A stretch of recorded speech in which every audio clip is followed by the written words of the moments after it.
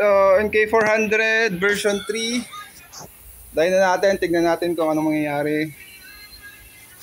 Ayan, naka SC pipe na may resonator. May backfire, konting delay. Okay.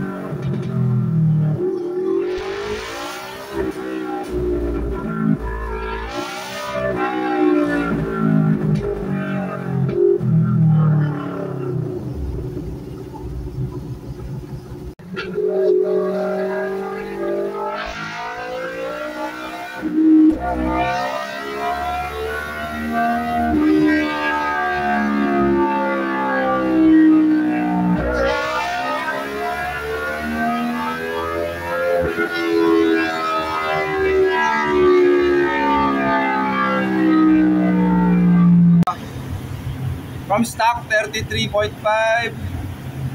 After air fuel tuning tsaka ignition timing, nagkaroon tayo ng almost +3 and +2 na torque. Stock pa lang yan, stock RPM 10.5. So try natin dagdagan ng +500 sa RPM limit kung may lalakas pa siya.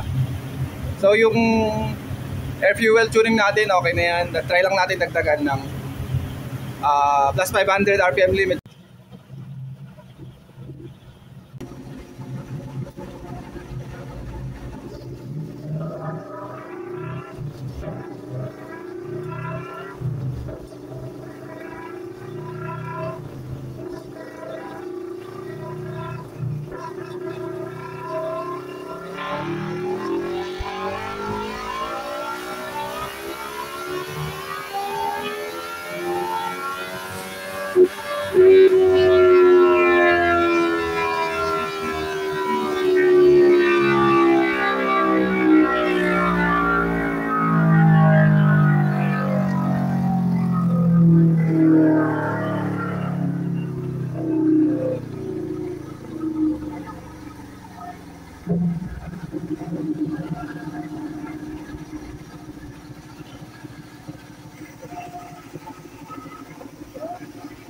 Okay, so nag-add tayo, naging pang 37 from 35.8, 34 sabihin mo na.